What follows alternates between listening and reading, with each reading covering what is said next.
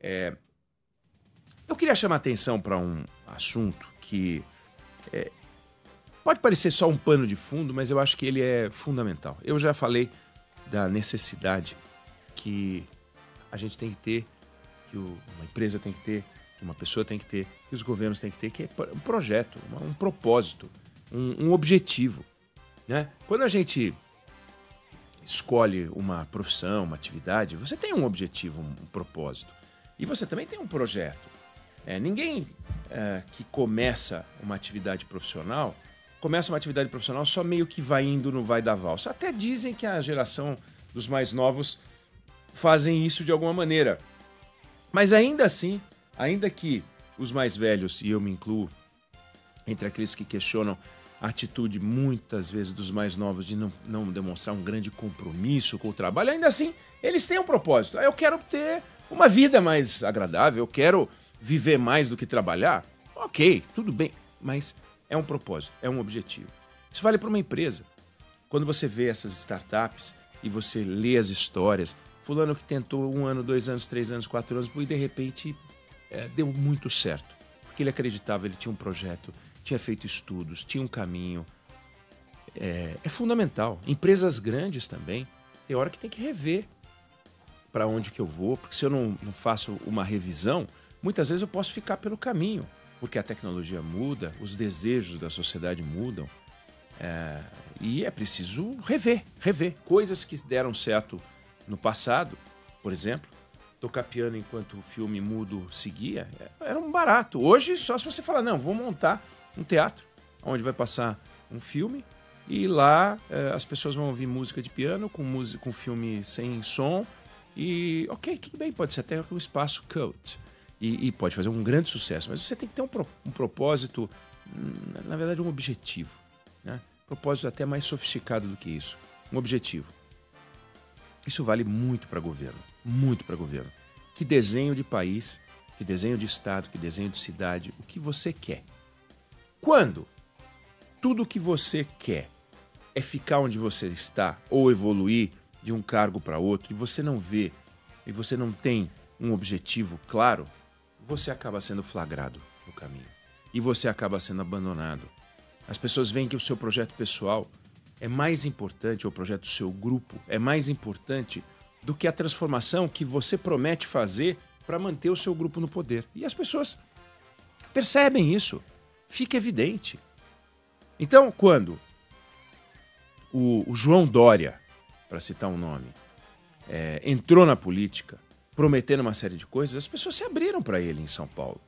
Não, vamos apostar. Ele saiu candidato a prefeito, aí ele saiu candidato a governador. Quando você viu e quando as pessoas perceberam que ali os interesses pessoais dele, de depois vir a ser presidente, ele que tinha abraçado o Bolsonaro e depois começou a dar pancada no Bolsonaro, ele que ia no pallet onde chegavam as vacinas e tocava a mão como se estivesse abençoando as vacinas, você começou a falar, puxa vida, coletiva atrás de coletiva todos os dias durante a pandemia, com a presença do governador, para que isso? Aí você começa a falar, puxa vida, e ele foi se apequenando, na percepção de muita gente, foi se apequenando, o projeto pessoal cresceu, a percepção de que ele tinha um desejo pessoal cresceu, e a sensação que as pessoas tiveram de que ele talvez não tivesse tão comprometido assim com a transformação, tomou conta, e ele foi desaparecendo e voltou para a iniciativa privada. Muito inteligente, muito competente, muito talentoso, capacidade de trabalho muito grande, mas essa sensação ficou no ar e foi muito ruim para ele. Pro projeto dele foi muito ruim. Acabou ficando pelo caminho. Pode contar que foi prefeito, pode contar que foi governador, mas é difícil imaginar o João Dória de novo no processo político. Isso vale para todos os políticos. Políticos que passam uma sensação inicial de que estão oferecendo algo novo, algo diferente, a sociedade abraça. A sociedade abraçou o Bolsonaro. Abraçou o Bolsonaro.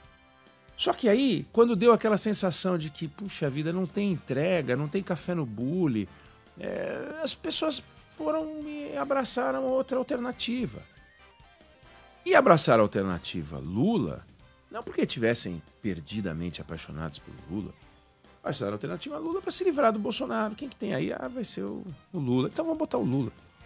E aí o governo Lula entra, e o meu objetivo é falar sobre isso, sobre o governo Lula. O governo Lula entra e não tem projeto. Eu já falei isso incontáveis vezes.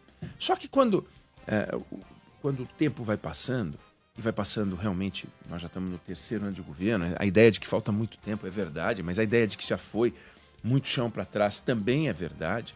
Foi o ano inteiro de 23, foi o ano inteiro de 24, e nós estamos já no mês de março de 2025. Já estamos no meio do ano de 2025. Nós estamos no 3º ano de governo.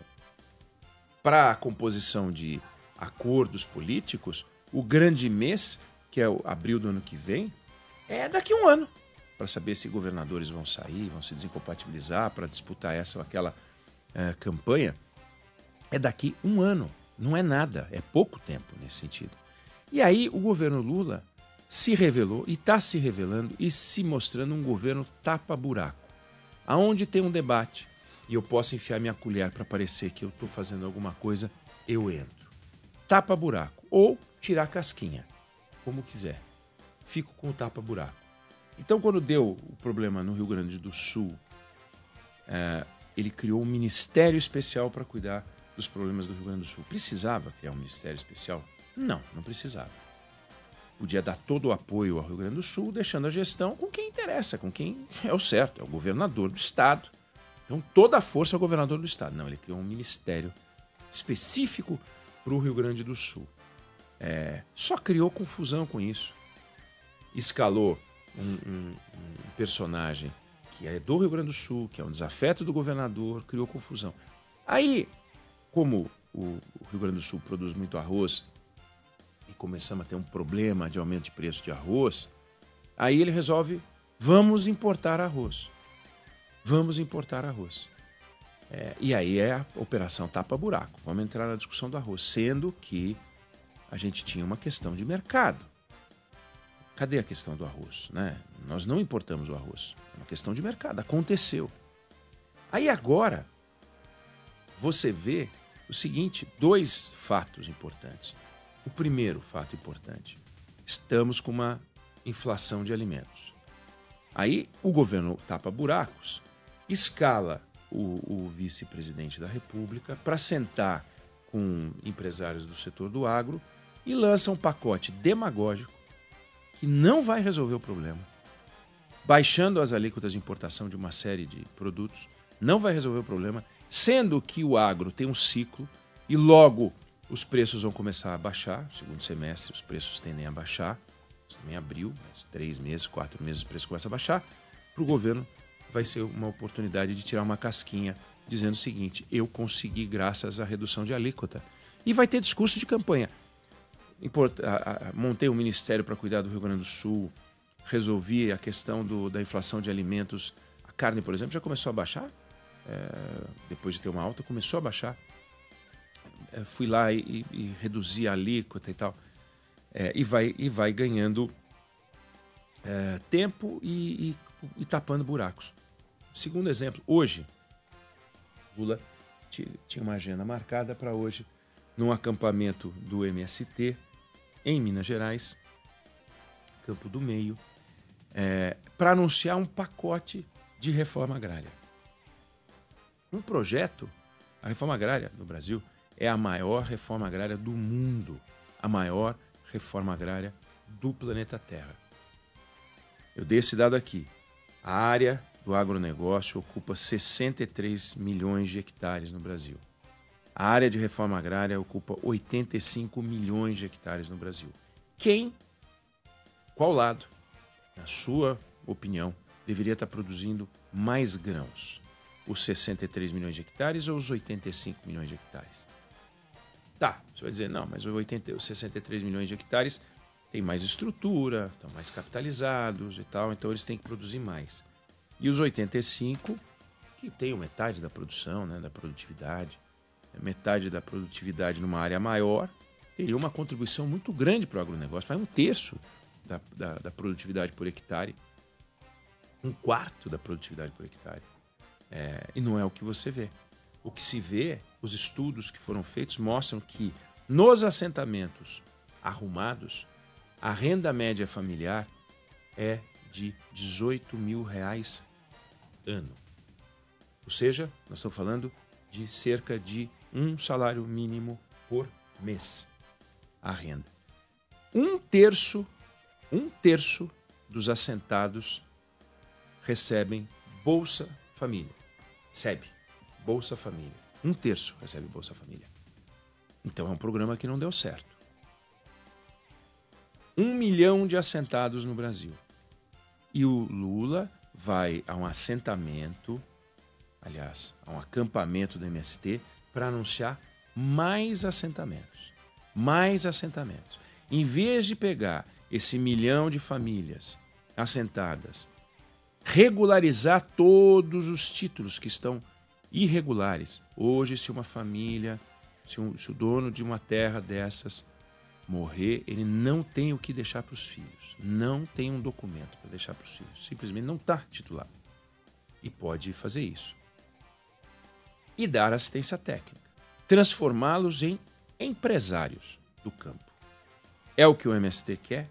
Não. É o que o governo federal quer? Não.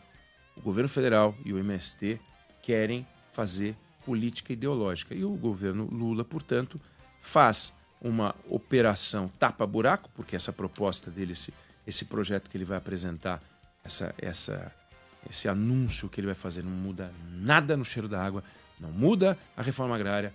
O governo está enganando na área de reforma agrária, apresentando números fajutos, porque chama de desapropriação o que é simplesmente a titulação, porque tem centenas, dezenas de milhares de pessoas sem um título, muita gente sem título. E o governo fica nessa... Então, eu estou fazendo um programa de reforma agrária, eu estou combatendo o preço dos alimentos, eu estou trabalhando para ajudar na importação. Tudo na enganação. Tudo na enganação. Não significa que o governo não esteja fazendo nada que preste. Mas essas ações que eu citei são ações tapa-buraco. Por quê? Porque é um governo que está perdido. É um governo que tem questões estruturais que ele não quer enfrentar. Não quer enfrentar. Não quer enfrentar o desafio da Previdência Social, que está quebrando as contas públicas, arruinando as contas públicas. Não quer enfrentar.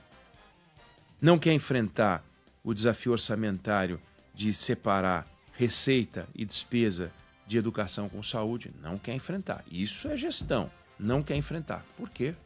Porque fragiliza eleitoralmente. Então é um governo que não tem um projeto de transformação do país. É um governo que tem um projeto de permanência no poder.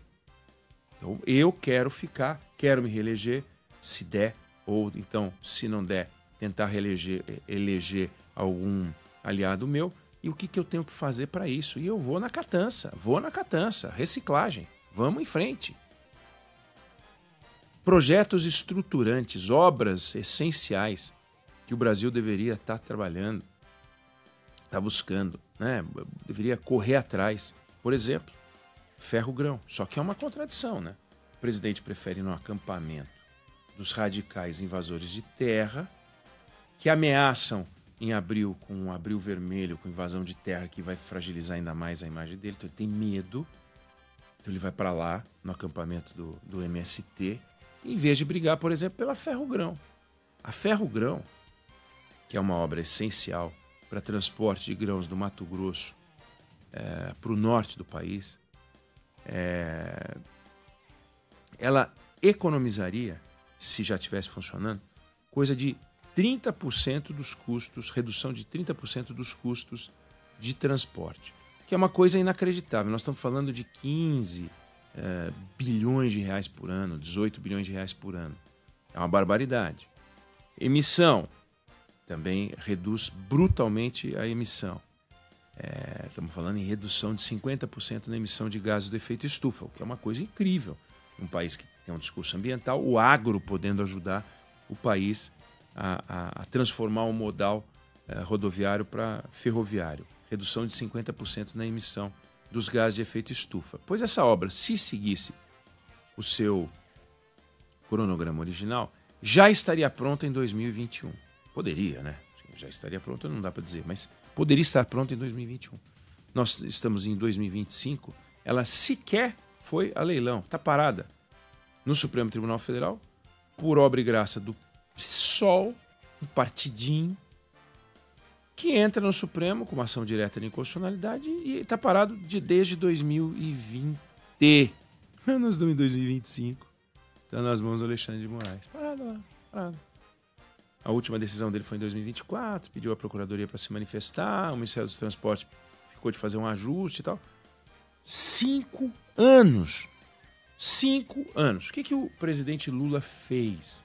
Que declaração o presidente Lula deu para se mexer nessa área? Justiça seja feita. A postura dele na margem equatorial, pelo menos falando, é a favor da exploração de petróleo para enriquecer a sociedade brasileira na região norte. Mas até agora também a gente não está vendo. A gente está vendo o INCRA enrolar. O INCRA soltou mais um relatório recomendando que não se iniciasse a exploração da margem equatorial. Então essa obra da Ferrogrão, que não existe, é uma ferrovia de 900 e tantos quilômetros que está parada, poderia ser revolucionária para o agronegócio brasileiro, mas interessa ao agro, entende? Então, se interessa ao agro, não vai.